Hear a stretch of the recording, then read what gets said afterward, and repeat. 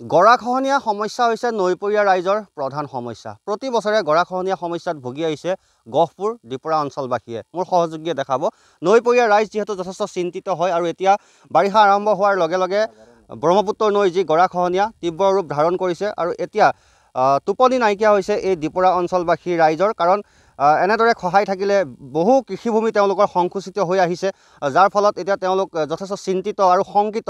যেহেতু নৈপৰীয়া ৰাইজ প্ৰতিদিনে তেওঁলোকে এতিয়া চিন্তাত সময় পাৰ কৰিবলগীয়া হৈছে। স্থানীয় ৰাইজ আছে, মই তেওঁলোকৰ লগত কথা পাতিম। মই আপোনাৰ ওচৰলৈ আহিছোঁ, দেখিছোঁ গৰাখহা আৰম্ভ হৈ গৈছে। হয়, গৰাখহনীয়া আমি প্ৰতি বছৰে গৰাখহনীয়া খহাই আছে আৰু আমি বিশেষকৈ আমি ডিপৰা মা কল্যাণী মন্দিৰৰ সন্মুখত লাগি থকা গাঁওখনৰ মানুহ হয়। গতিকে আমাৰ ইয়াত বহুত বছৰৰ পৰা গৰাখহনীয়া চলি আছে। আমি এই নিশ্চিন্ত হৈ গৈছোঁ যে আমি প্ৰত্যেক বছৰে ছাৰলৈ আমি আবেদন কৰাৰ পিছতো আমাৰ হ'ব বুলি কোৱাই থকাৰ কাৰণে আমি বহুত বিপদত পৰি গৈছোঁ।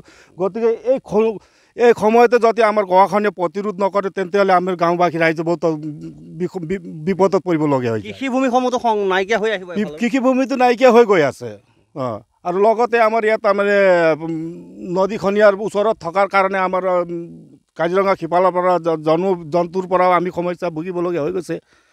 নিশ্চয়কৈ আৰু কথা পাতিম, কাৰণ বহু আচলতে এই অঞ্চলৰ ৰাইজ কৃষি কাৰ্যৰ ওপৰত নিৰ্ভৰ কৰে।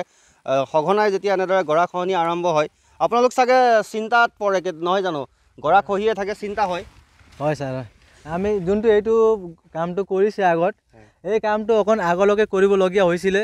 এতিয়া ব্যক্তিগত মানে এইটো কৰা নাই কামটো, সেইকাৰণে এই জেগাটো আমাৰ মানে ব্যক্তিগত ভাঙি গৈ আছে, ভাঙি গৈছে। এই আগতলৈকে লৈ গৈ হ'লে ভাল আছিলে, আমাৰ গাঁও অকণ মানে চেফটিকত থাকিলে হয় আৰু এই কল্যাণী মন্দিৰটো অকণ চেফটিকত থাকিলে হয়। এতিয়াতো আৰম্ভণিয়ে হৈছে আৰু ভৰ বাৰিষা আছেই। হয় ছাৰ, আমাৰ ঘৰ বাৰীতো ওচৰতে আছে, এইটো আমাৰ মানে ডিষ্টাৰ্ব কৰি আছে তাত, আৰু জন্তুকেইটা আহি আছে আমাৰ, সেইকাৰণে আমি এইটোৱে ক'ব বিচাৰোঁ ছাৰ। হয়, এনেদৰে এতিয়া তীব্ৰ শংকাত ভুগিছে স্থানীয় ৰাইজ। মই আপোনাৰ ওচৰলৈ আহিছোঁ যে নৈপৰীয়া ৰাইজ হিচাপে প্ৰতিটো মুহূৰ্তত চিন্তাত থাকিবলগীয়া হয়। যেতিয়া নিশা চাগে গৰাখহাৰ শব্দ শুনে তেতিয়া আৰু ভয় লাগে চাগে।